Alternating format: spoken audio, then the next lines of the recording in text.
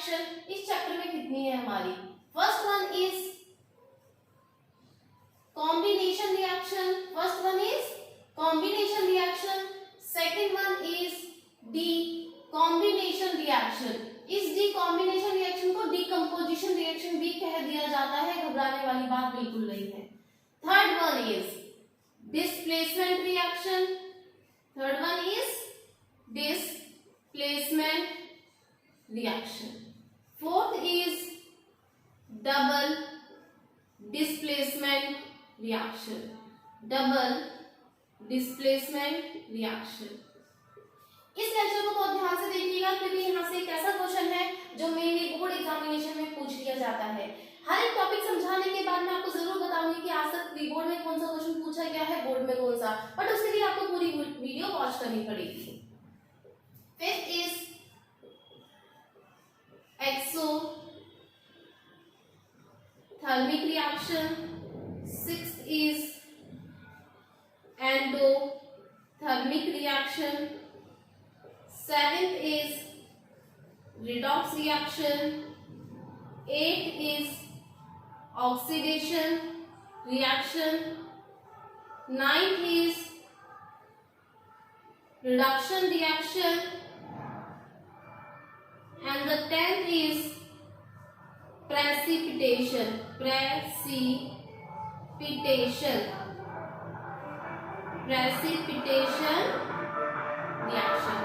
तो ये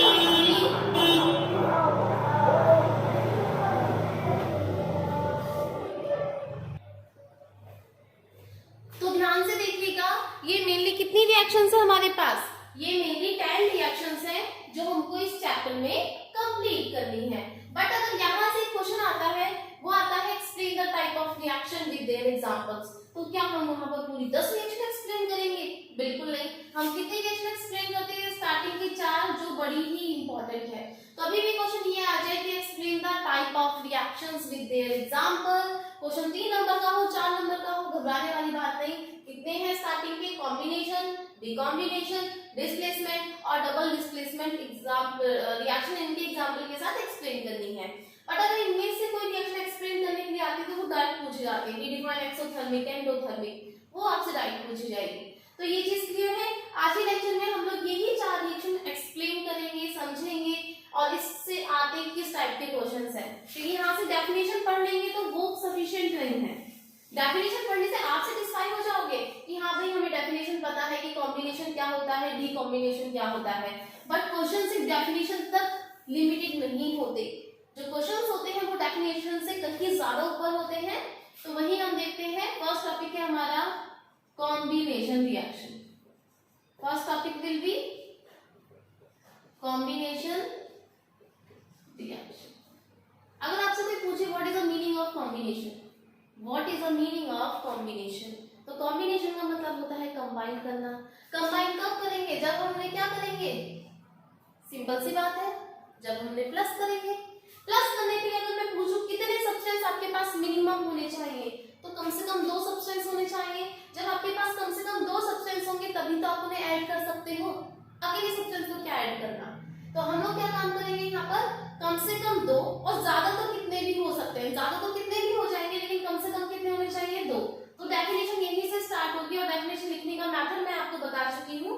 first heading, second definition. तो क्या लिखेंगे हम यहाँ से? When 2 or more than 2 substances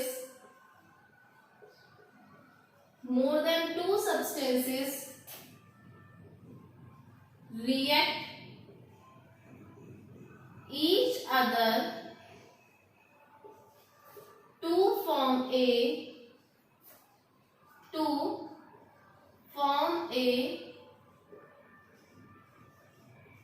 single substance is known as combination reaction। बड़े ध्यान से देखिए, जब हम 2 या 2 से ज्यादा सब्सटेंसेस को ऐड करेंगे ताकि एक, इसको अंडरलाइन कर लेना, अगर ये चीज समझ में आ गई तो ये क्लियर है। जब दो या दो से ज्यादा सब्सटेंसेस को रिएक्ट करवाएंगे ताकि एक सिंगल सब्सटेंस बन के आ जाए हमारे पास, उस टाइप की रिएक्शन को हम लोग क्या बोलते हैं? उस टाइप की रिएक्शन को हम लोग बोलते हैं कॉम्बिनेशन रिएक्शन। कितने सब्सटेंस ऐड करेंगे? दो से ज्यादा कर सकते हैं क्या? ऑफ कोर्स कर सकते हैं, बट मिनिमम 2 होने चाहिए। जब हम 2 या 2 से ज्यादा सब्सटेंसेस को रिएक्ट करवाएंगे और कितना सब्सटेंस बन के आएगा? एक सब्सटेंस बन के आएगा, उस टाइप की रिएक्शन को बोलते हैं कॉम्बिनेशन रिएक्शन। अब सेकंड पॉइंट मैंने आपको समझाया था, क्या लिखना है आपको? एग्जांपल। तो देखिए कोई एक ऐसा एग्जांपल ले लीजिए जो मैं आपको कल से रिपीट करवा रही हूँ बार बार, कम से कम एक एग्जांपल तो याद कर लीजिए। Magnesium plus oxygen gives magnesium oxide. अगर आपको नहीं आता है किसी बच्चे को ये फॉर्मूला बनाना, तो भाई आज ही आपकी एक वीडियो अपलोड कर दी जाएगी जिसमें आपको फॉर्मूला मेकिंग सिखाया जाएगा। तो इस वीडियो को देखने से पहले एक बार उसको रिपीट कर लीजिएगा। अब देखिए कल शायद एक मिस्टेक हो गई थी, हमने बैलेंसिंग 2 को तो कर दिया था, 2 तो बैलेंस हो गया, उसके साथ कौन था? मैग्नीशियम डिसबैलेंस हुआ। Now we also balance the magnesium. शायद हम लोगों ने कल वाली लेक्चर में यहाँ पर 2 मिक्स कर दिया है, तो आप लोग उसको मेंशन कर लीजिएगा। Okay, just wait for 1 minute.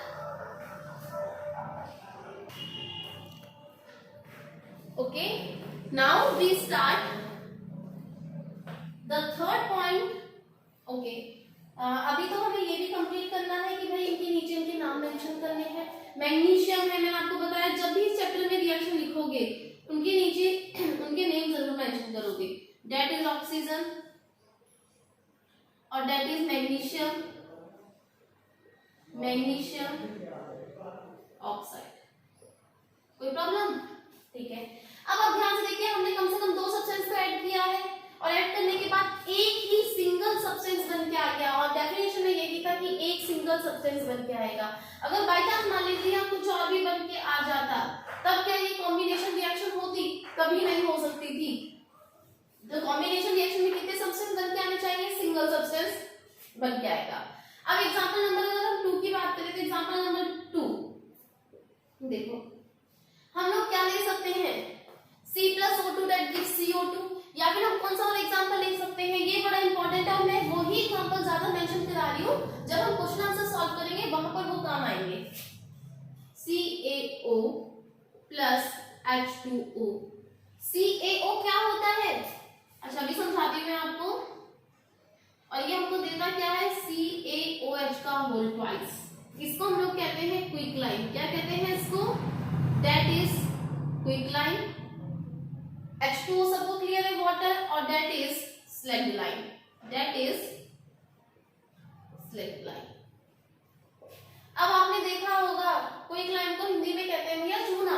चूने में पानी मिलाओगे तो स्लैगलाइन आपका बनके आ जाएगा। अगर इनका आयुपैक की बात करें, कैल्शियम ऑक्साइड, कैल्शियम हाइड्रोक्साइड।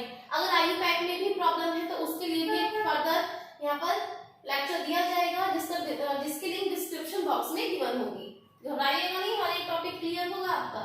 फॉर्मूले बनाने नहीं आते, 9th में पढ़ाई नहीं करी, हवाला गर्दी करी है, कोई दिक्कत नहीं, अब पढ़ लो, अब तो 10th है।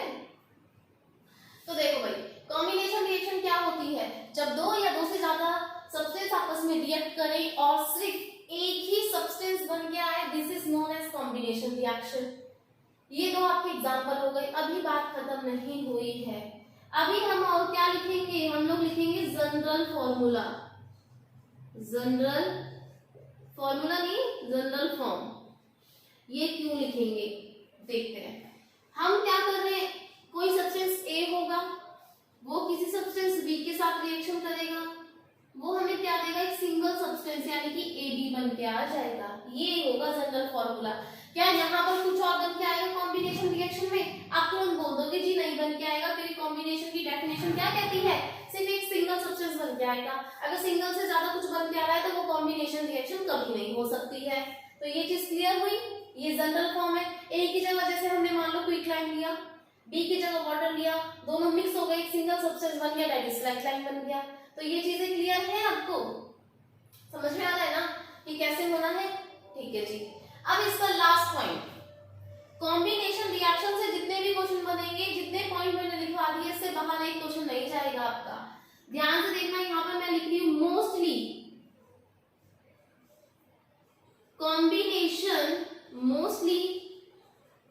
कॉम्बिनेशन रिएक्शंस आर कैसी होती हैं भाई, एक्सोथर्मिक रिएक्शन। अब आप इससे मत घबराना ये एक्सोथर्मिक क्या है, नेक्स्ट लेक्चर में आपको समझाया जाएगा एक्सोथर्मिक रिएक्शन क्या है, एंडोथर्मिक क्या है, मत घबराना। बट जो मैंने लाइन लिखी है इसको बड़े ध्यान से देखो, मैंने क्या लिखा है, ज्यादातर कॉम्बिनेशन रिएक्शन एक्सोथर्मिक होगी। क्या मैंने यहाँ मेंशन करा है all the combination reactions are exothermic reaction? नहीं मेंशन करा, क्योंकि अगर असेशन रीजन, आजकल असेशन रीजन का बड़ा सीजन चल रहा है भाई, असेशन रीजन बहुत आराम से आ जाते हैं, वो आपसे ये कहेगा all combination reaction are exothermic. क्या सारी की सारी कॉम्बिनेशन रिएक्शन एक्सोथर्मिक होती हैं? तो ये बात कभी भी ट्रू नहीं होगी। वो ये कहेगा ऑलमोस्ट या मोस्टली, ज्यादातर, लगभग ज्यादातर रिएक्शन कॉम्बिनेशन रिएक्शन एक्सोथर्मिक होगी तो सही होगा, क्योंकि सारी रिएक्शन नहीं होती हैं, सारी कॉम्बिनेशन रिएक्शन एक्सोथर्मिक नहीं हो सकती हैं, ज्यादातर होंगी। हाँ, एक आधी ऐसी भी है जो कॉम्बिनेशन रिएक्शन है बट एक्सोथर्मिक नहीं है, इसलिए जहां पर ये ऑल आ जाएगा वो रिएक्शन, वो कॉम्बिनेशन रिएक्शन कभी भी हमारी एक्सोथर्मिक रिएक्शन नहीं होगी। तो ये समझ में आया, क्योंकि असेशन रीजन बनने में टाइम नहीं लगता है, भी आप लोगों को प्रिपरेशन करना पड़ेगा असेशन रीजन के हिसाब से, बच्चों को वही डराते हैं। In the end of the chapter मैं आपको असेशन रीजन करने भी सिखाऊंगी। तो ये सब क्लियर, जब दो या दो से ज्यादा सब्सटेंसेस को आपस में रिएक्ट कर दिया जाता है और एक सिंगल सब्सटेंस बन के आता है, उस रिएक्शन को क्या बोलते हैं हम लोग, उस रिएक्शन को हम लोग बोलते हैं कॉम्बिनेशन रिएक्शन। एग्जांपल देखो भाई, दो सब्सटेंस ऐड करें और एक सिंगल सब्सटेंस बन के आया है, दो सब्सटेंस ऐड करें एक सिंगल सब्सटेंस बन के आया है और ये इसकी जनरल फॉर्म हो गई, और हमने क्या लिख दिया कि ज्यादातर जो भी कॉम्बिनेशन रिएक्शन है वो सारी की सारी हमारी एक्सोथर्मिक रिएक्शन है। Any problem is that? कोई दिक्कत हो तो बिल्कुल आराम से पूछ लीजिएगा, लेकिन उसके लिए आपको पढ़ना पड़ेगा भाई, कंडीशन एक ही है, पूछेंगे तो तभी आप जब पढ़ेंगे, ठीक। तो अब हम करेंगे सेकंड रिएक्शन तैयार। अब हम क्या करेंगे, सेकंड तैयार। जैसे हमारी सारी रिएक्शन कंप्लीट हो जाती है उसके बाद बैलेंसिंग भी सिखाई जाएंगी, वही तो इंपॉर्टेंट है। कॉम्बिनेशन के बाद क्या आता है, डी कॉम्बिनेशन रिएक्शन। क्या आएगा, डी कॉम्बिनेशन रिएक्शन। देखो अभी हमने क्या पढ़ा, कॉम्बिनेशन मतलब जोड़ना, जोड़ने के लिए क्या होना चाहिए, कम से कम दो सब्सटेंस होने चाहिए और एक सिंगल सब्सटेंस बन के आना चाहिए। तो डी कॉम्बिनेशन का क्या मतलब होगा, सोचो। डी कॉम्बिनेशन का मतलब होता है टूटना। डी कॉम्बिनेशन मतलब जो जुड़ा हुआ है उसको हम लोग क्या कर देंगे, ब्रेक डाउन कर देंगे। जब हम जुड़े हुए को ब्रेक डाउन करेंगे डेफिनेशन क्या बनेगी,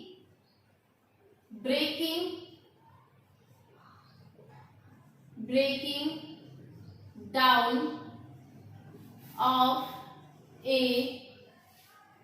substance, breaking down of a substance। हम लोग किसी भी सब्सटेंस को क्या करने वाले हैं, ब्रेक डाउन करने वाले हैं। The breaking down of a single substance into two और more than two simpler substances. Breaking down of a single substances, breaking down of a single substances, breaking down of a single substances to form, क्या बनाने के लिए, to form two or more than two simpler substances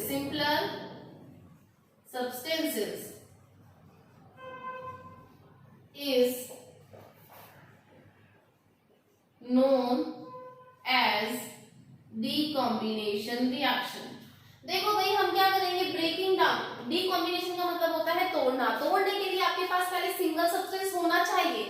single substance होगा, हम उसको break down कराएंगे ताकि वो क्या हो जाए, टू फॉर्म टू, और दो या दो से ज्यादा सब्सटेंसेस में टूट जाए। एक सब्सटेंस होगा हमारे पास, सपोज करो ये सब्सटेंस है, हम इस सब्सटेंस को क्या काम करेंगे, इस सब्सटेंस को हम तोड़ देते हैं ताकि कम से कम 2 पार्ट में तो टूट ही जाए, कि 2 पार्ट या 2 से ज्यादा पार्ट्स में टूट जाए, उसी रिएक्शन को हम लोग क्या बोलते हैं, डीकॉम्बिनेशन रिएक्शन बोला करते हैं।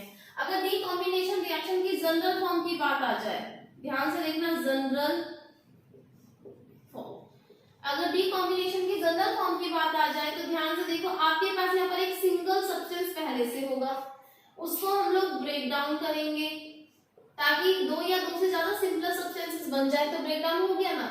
अब आप सोचे कि ये क्या लिख दिया, अभी समझाऊंगी, वेट करो भाई। जनरल फॉर्म, अगर हम इसके एग्जांपल की बात करें तो क्या कोई आप में से एग्जांपल समझा सकता है? कल मैंने आपको जब रिएक्शन करवाई थी, शायद रिएक्टेंट प्रोडक्ट समझा दी थी, तब मैंने कोई ऐसा एग्जांपल आपको जरूर करवाया था। तो देखो कल वाला एग्जांपल ही लेंगे ताकि याद हो आपको। कैल्शियम कार्बोनेट, जिसको हमने कल लाइमस्टोन लिखा था, लाइमस्टोन को जब हम हीट देते हैं तो वो क्विकलाइन और CO2 में डिवाइड हो जाता है। तो ध्यान से देखो, एक सिंगल सब्सटेंस डिवाइड हो गया है 2 सब्सटेंसेस में, तो कौन सी रिएक्शन है, डीकॉम्बिनेशन। और कॉम्बिनेशन में क्या होता है, कॉम्बिनेशन इसकी उल्टी होती है, यहाँ पे 2 सब्सटेंस या 2 से ज्यादा होंगे, एक सिंगल सब्सटेंस बन के आएगा। यहाँ सिंगल सब्सटेंस होगा वो ब्रेक डाउन हो जाएगा। ये चीज क्लियर? इनके नीचे नाम लिखो, ये क्या है हमारा, that is a limestone, that is a quicklime, और आई होप ये सब आपको पता है, CO2। अब देखिए, ये जो मैंने लिखा है डे, हीट, ये किसको रिप्रेजेंट कर रहा है, हीट, और हीट इज अ एनर्जी। डीकॉम्बिनेशन के भी फर्दर 3 पार्ट्स हैं, वो भी समझाए जाएंगे। तो पहले ये चीज बताइए, ये चीज क्लियर? अब बड़ा इंपॉर्टेंट पॉइंट है, और वहां पर मैंने क्या लिखा था, मोस्टली, यहाँ पर ऑल है, all decombination reactions are endothermic. Endothermic, सारी की सारी डीकॉम्बिनेशन रिएक्शन कैसी होती हैं आपकी, एंडोथर्मिक होती हैं। अगर मैं पूछूं कि ज्यादातर कॉम्बिनेशन रिएक्शन कैसी होती थी, वो एक्सोथर्मिक थी और ये एंडोथर्मिक है। इनमें डिफरेंस बता दिया जाएगा नेक्स्ट लेक्चर में, अभी आपको सिर्फ पॉइंट्स लर्न करने हैं। तो डीकॉम्बिनेशन में हमने क्या पढ़ा कि हमारे पास एक सब्सटेंस होगा, उस सब्सटेंस को हम ब्रेक डाउन कर देंगे 2 या 2 से ज्यादा सब्सटेंसेस में, और उस टाइप के रिएक्शन को हम लोग क्या बोलते हैं, डीकॉम्बिनेशन रिएक्शन बोलते हैं। जनरल फॉर्म बिल्कुल देखिए, यही लिखे है मैंने, AB, हम इसको एनर्जी देंगे ताकि भाई जब कोई भी सब्सटेंस टूटेगा तो उसको एनर्जी की तो जरूरत होगी, अपने आप कैसे टूट जाएगा। अगर कोई सब्सटेंस ब्रेक डाउन हो रहा है तो उसको एनर्जी तो देनी पड़ेगी ना, तो एनर्जी देंगे, वो सिंगल सब्सटेंसेस में ब्रेक डाउन हो गया। यही तो था, लाइमस्टोन था, एनर्जी दी, वो 2 सब्सटेंसेस में ब्रेक डाउन हो गया है। तो जितनी भी डीकॉम्बिनेशन रिएक्शन होती है वो सारी की सारी कैसी होती है, हमारी एंडोथर्मिक हुआ करती है। क्लियर? यही वो 4 पॉइंट है, इससे बाहर नहीं जाएगा। एग्जांपल आपको समझना पड़ेगा कि एक सब्सटेंस होगा, वहां पर कितने भी हो कोई फर्क नहीं पड़ेगा इससे। अब देखिए नेक्स्ट,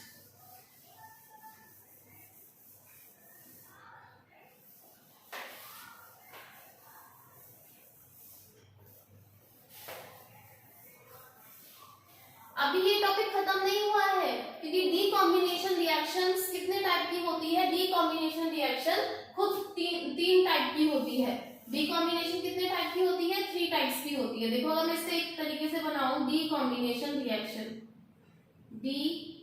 डीकॉम्बिनेशन रिएक्शन, इनके एग्जांपल देख लीजिएगा आप।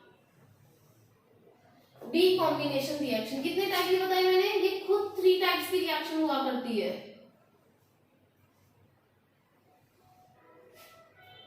तो 3 टाइप की रिएक्शन होगी, अब जरा देखेंगे कैसे कैसे।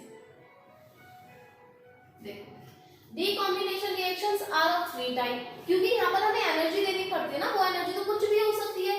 पहले हम लोग क्या पढ़ लेंगे, पहले हम लोग रिएक्शन करेंगे इसकी फोटोलाइटिक, फोटोलाइटिक डीकॉम्बिनेशन रिएक्शन, समझ जाओगे ना, फोटोलाइटिक डीकॉम्बिनेशन रिएक्शन। एक होती है इलेक्ट्रोलाइटिक,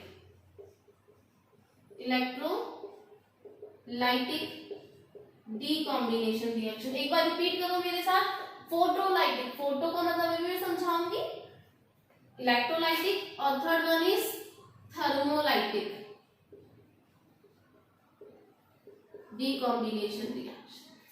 तो भाई ये चीज देखो आप, अगर यहाँ पर देखना मैं समझाती हूँ। फोटो का मतलब आपको क्या होता है, फोटो, फोटो का मतलब होता है लाइट। क्या होता है, लाइट। यहाँ पर जो आपकी रिएक्शन होगी उसमें जो एनर्जी यूज होगी वो कैसी एनर्जी होगी, लाइट की। तो इसमें क्या लिख सकते हैं, इसका पॉइंट क्या बन जाएगा, दिस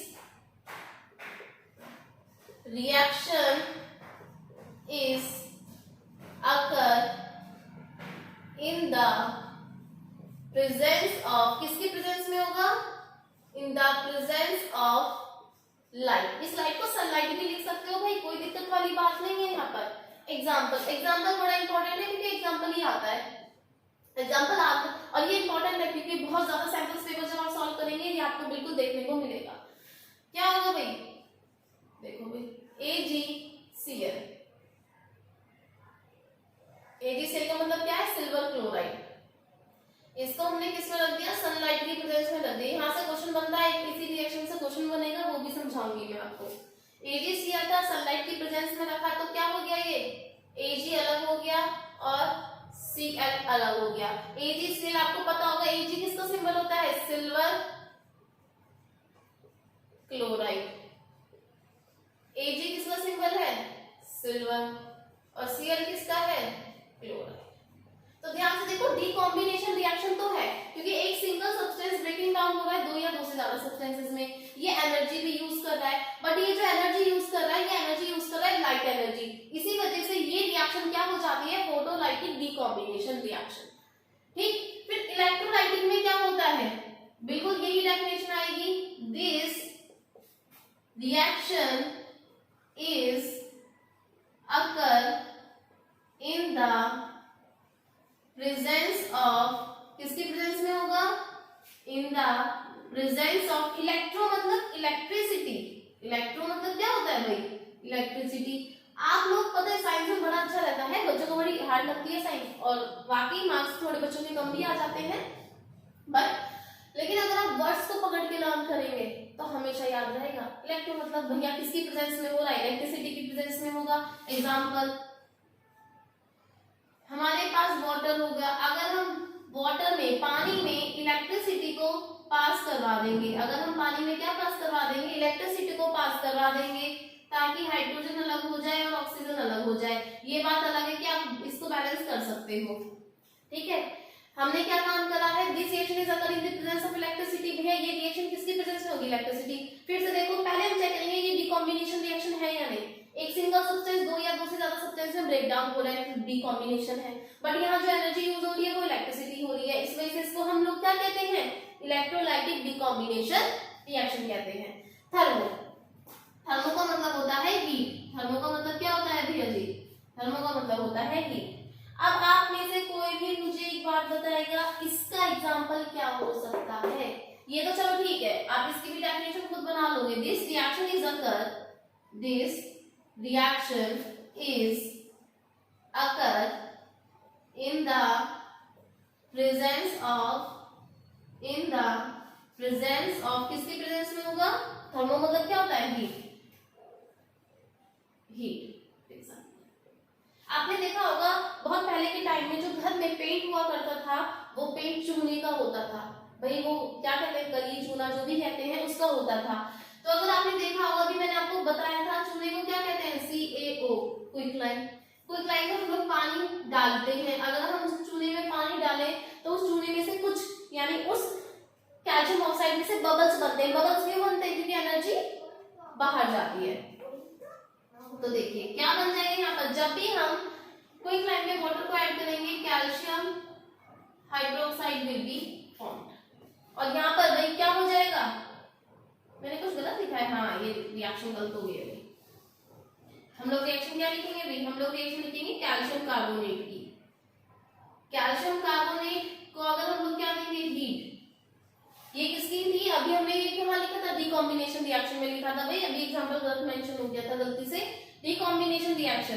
तो भी हमने लिखा था लाइमस्टोन को अगर हम हीट देते हैं तो क्विकलाइन और वाटर में ब्रेक डाउन, क्विकलाइन और CO2 में ब्रेक डाउन हो जाता है, that is limestone, that is क्विकलाइन।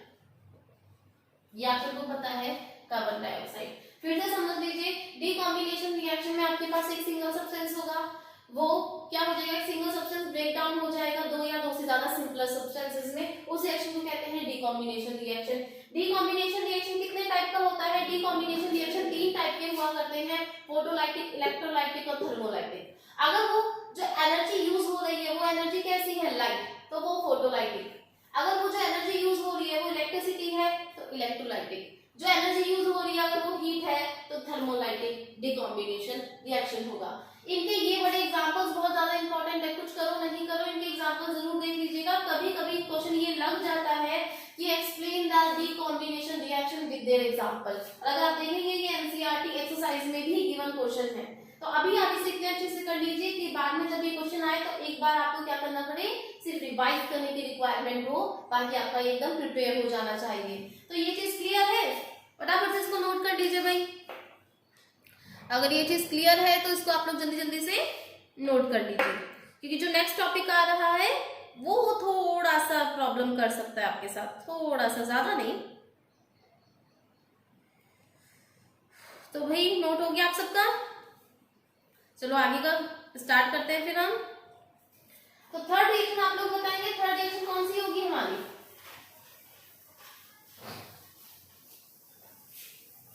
Third reaction आप लोग बताएंगे। मैंने स्टार्टिंग में 10 रिएक्शंस के नहीं मेंशन करवाए थे, क्या आप लोगों ने बता पाएंगे थर्ड वाला कौन सा था, थर्ड वाला कौन सी रिएक्शन थी हमारी, थर्ड वाली थी डिस्प्लेसमेंट रिएक्शन। थर्ड कौन सा था, डिस्प्लेसमेंट रिएक्शन। डिस्प्लेस का मतलब तो समझते होगे ना कि किसी को उसकी जगह से हटा देना, उसकी जगह जाके ले लेना।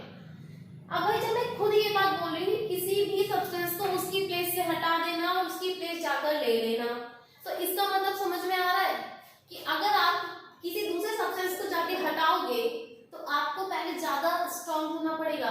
मान लीजिए भैया दो बच्चे हैं, दो बच्चे, एक पतला सा बच्चा है, एक थोड़ा बॉडी बिल्डर टाइप का बच्चा। मान लीजिए एक पतला है एक बॉडी बिल्डर का है, तो क्या ये पतला सा, ये वीक, एकदम वीक बच्चा है, ये वीक बच्चा इस स्ट्रॉन्ग बच्चे को जाके रिप्लेस करेगा, इसी को इसी की जगह से हटा दे और इसकी जगह जाके ले ले, कभी नहीं कर पाएगा। लेकिन ये स्ट्रॉन्ग बच्चा क्या वीक बच्चे को जाके हटा देगा और इसकी जगह ले लेगा, कर जाएगा। अगर आपको ये टॉपिक समझ में आ गया है कि रिप्लेस कौन कर सकता है, जो ज्यादा स्ट्रॉन्ग होगा, स्ट्रॉन्ग का मतलब रिएक्टिव होगा, यहाँ पर क्या होना चाहिए, रिएक्टिव। तो पहले इस चीज को समझेंगे हम लोग, डेफिनेशन देखेंगे, यहाँ पर कुछ और चीजें भी बतानी है, यहाँ पर कुछ और चीजें आएंगी, ये चीज देखना। तो भाई इसकी डेफिनेशन क्या बनेगी हमारी, इसकी डेफिनेशन क्या बनती है, when A atom of A compound, when a atom of a compound is replaced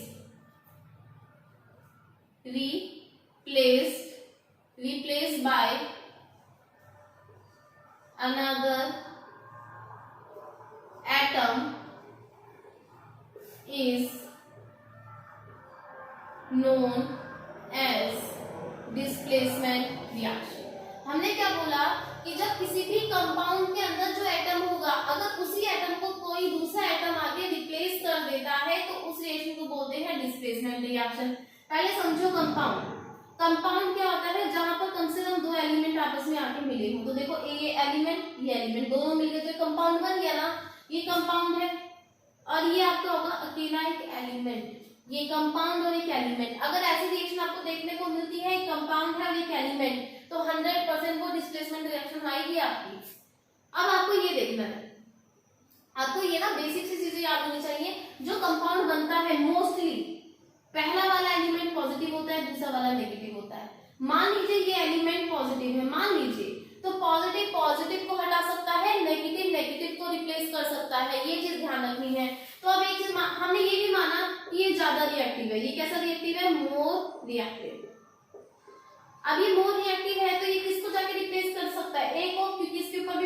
charge है, इसके ऊपर भी पॉजिटिव चार्ज है। अगर ये ए को हटा देता है तो ये कंपाउंड बन जाएगा Cb। भाई बी तो अपनी प्लेस से कहीं नहीं जाएगा, इसने जाके ए को ही तो रिप्लेस करा है। किसकी प्लेस ले ली इसने? ए की। और ए भाई साहब आ गए अकेले। ये चीज समझ में आई। अब देखो इसका नेक्स्ट पॉइंट, मान लीजिए यही कंपाउंड था ए बी और यही आपका सी। मैंने क्या बताया, कंपाउंड में मोस्टली पहला पॉजिटिव दूसरा नेगेटिव होता है। ये जो एलिमेंट है, मान लीजिए इस पे नेगेटिव चार्ज है, वो तो कुछ भी सकता है, वो जब हम एग्जांपल करेंगे तब समझ में आएगा। अब ये किसको रिप्लेस कर सकता है? नेगेटिव वाले को रिप्लेस कर सकता है, यानी पीछे वाले को रिप्लेस करेगा। पीछे कौन है? बी। अब ए भाई साहब पे तो कोई इफेक्ट होगा ही नहीं, ये अपने जैसे थे वैसे ही रहने वाले हैं। ये किसको जाके रिप्लेस करेगा? बी को। तो ये हो गया ए बी, और यहाँ बी को रिप्लेस कर दिया, ये हो गया ए सी और बी हो गया बाहर। हमने इस कंडीशन में हमने माना है कि ये भी मोर रिएक्टिव था, तब ऐसा हुआ होगा। ये चीज समझ में आई? अगर नहीं आई है तो एक बार थोड़ा सा रिवर्स करके एक बार देख लीजिएगा, बिल्कुल समझ में आएगी। ठीक है, अब हम मानेंगे हमको कैसे पता चलेगा कौन ज्यादा रिएक्टिव है कौन कम रिएक्टिव है? बात तो यही आती है ना, कौन ज्यादा रिएक्टिव है और कौन कम रिएक्टिव है। इसके लिए आपको ये याद करनी पड़ेगी भाई, रिएक्टिविटी सीरीज। शॉर्ट ट्रिक मैं आपको समझा दूंगी, बस आपको रिवाइज करना है मल्टीपल टाइम्स। जितनी बार आप रिवाइज करेंगे वो आपके लिए बेनिफिट होगा। देखो भाई कैसे रिवाइज करना है। कैटरीना ने कार मंगवाई, ऑल्टो, जिम, फरारी, फिर भी है, क्यों, हंगामा, एजी, ए।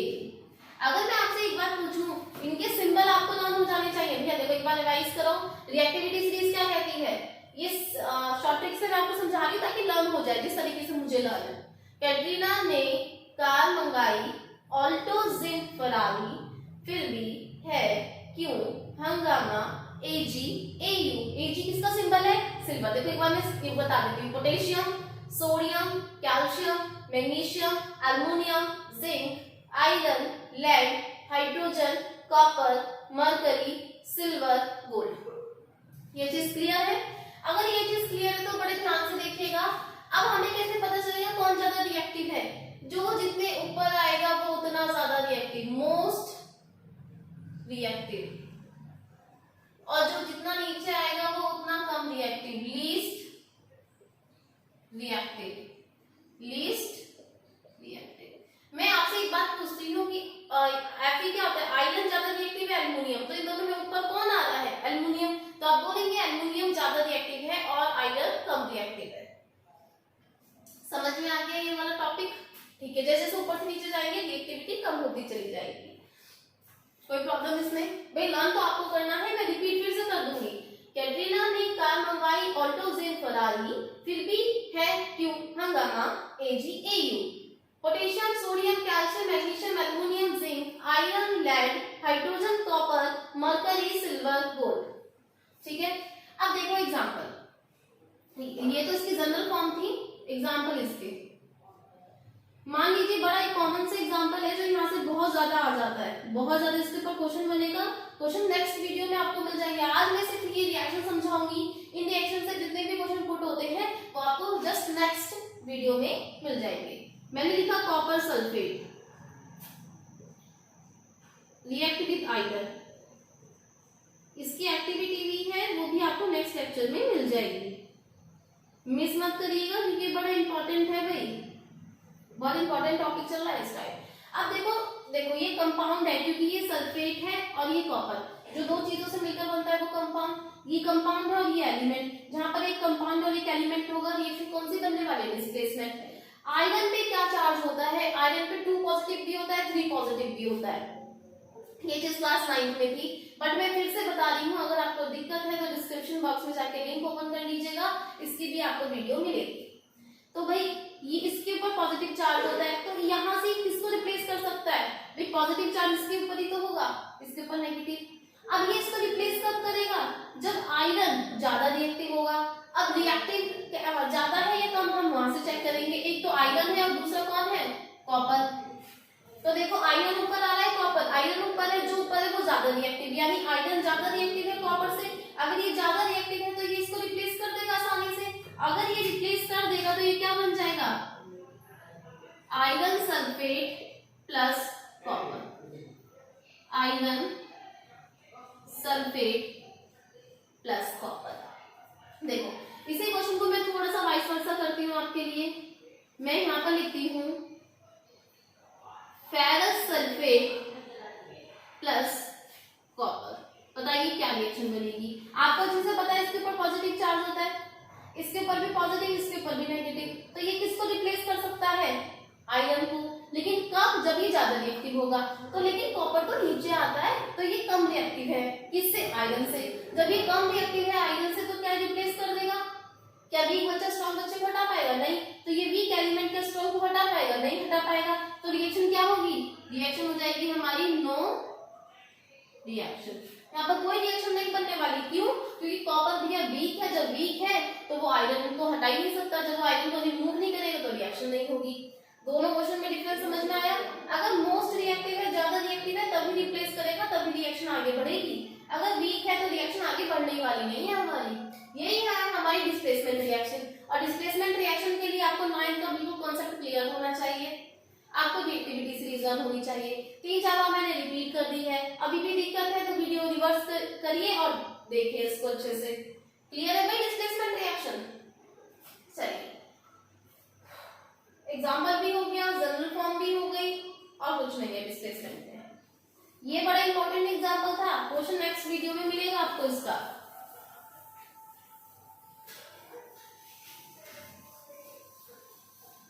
अब देखिए, अब हमें क्या करना है। फोर्थ कौन सी बताई थी मैंने, डबल डिस्प्लेसमेंट। फोर्थ कौन सी थी, नाम से ही समझ में आ रहा होगा। डिस्प्लेसमेंट कितने टाइम्स में हो रहा होगा, डिस्प्लेसमेंट कितने टाइम्स में हो रहा होगा भाई, 2 टाइम्स। डिस्प्लेसमेंट 2 टाइम्स में हो रहा होगा इस वाली रिएक्शन में। 2 रिएक्टिंग कंपाउंड, अब इसकी डेफिनेशन कैसे बनेगी, 2 reacting compound exchange their corresponding ions. 2 reacting compound exchange their corresponding ions to form a, क्या बनाने के लिए, to form a new compound.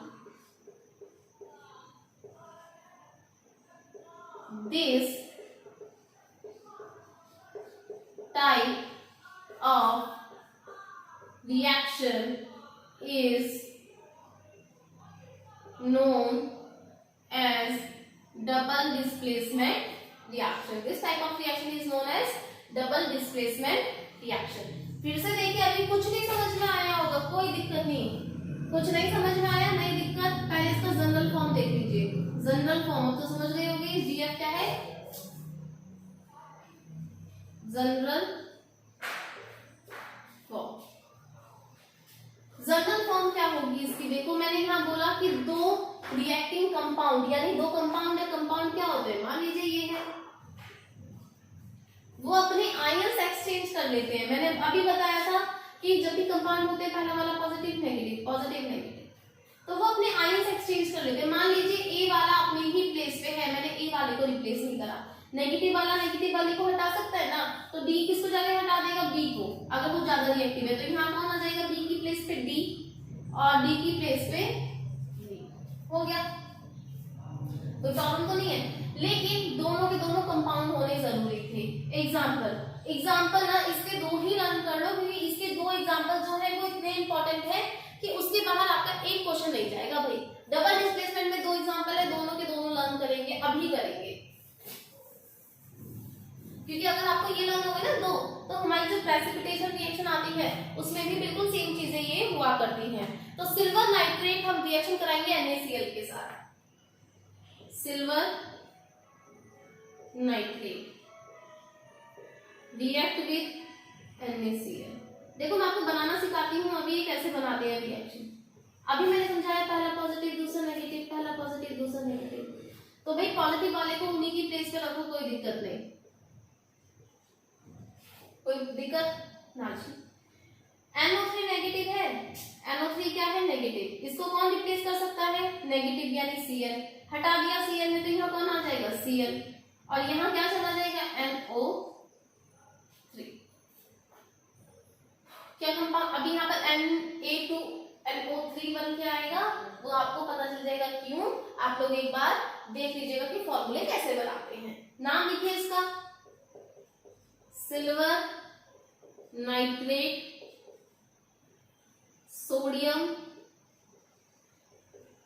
Chloride, silver chloride sodium nitrate. Clear? अभी मैं समझाऊंगी, चारों रिएक्शन में डिफरेंस करना समझाऊंगी भाई।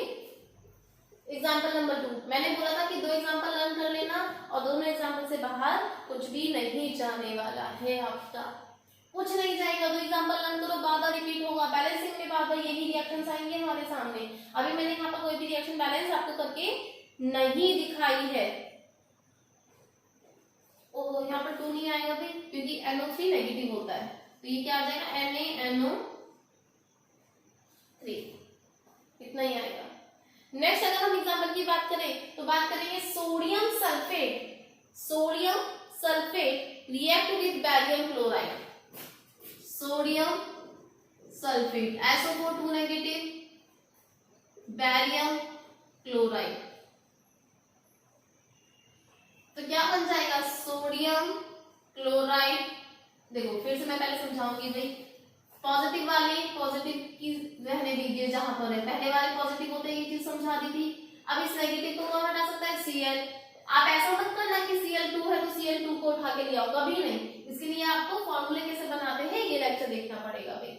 Cl आ गया, बैरियम सल्फेट बन गया, नीचे इनके नेम मेंशन करने नहीं भूलने हैं, sodium sulphate barium chloride sodium chloride and last barium sulphate. ये चीज क्लियर है भाई? यही था डबल डिस्प्लेसमेंट। देखो डेफिनेशन अभी मैंने समझाई नहीं, समझिए। इसे कहा है कि 2 कंपाउंड अगर अपने आयंस एक्सचेंज करते हैं, ये 2 कंपाउंड है, अपने आयंस ही तो एक्सचेंज कर रहे हैं, डी ए के पास चला गया, बी सी के पास चला गया, तो 2 कंपाउंड अगर अपने आयंस एक्सचेंज करते हैं ताकि न्यू कंपाउंड बन के आ जाए, तो देखो नए कंपाउंड बन रहे हैं नहीं बन रहे, यहाँ सिल्वर नाइट्रेट है या सिल्वर क्लोराइड हो गया। तो भैया क्या है, जब 2 कंपाउंड अपने आयंस को एक्सचेंज करें और नए कंपाउंड बन के आ जाए, वो रिएक्शन होती है हमारी डबल डिस्प्लेसमेंट रिएक्शन। क्लियर है भाई? ये 2 एग्जांपल एकदम रट दो, क्योंकि जब पीपीटी रिएक्शन आएगी यही 2 एग्जांपल वहां पर काम आने वाले हैं, इसके अलावा कोई रिएक्शन काम नहीं आने वाली। अब देखिए मैं आपको लास्ट टॉपिक समझाती हूँ, एक बार रिवाइज करवा देती हूँ जनरल फॉर्म से। जनरल फॉर्म से फटाफट से रिवाइज करेंगे और कल हम लोग नेक्स्ट करेंगे।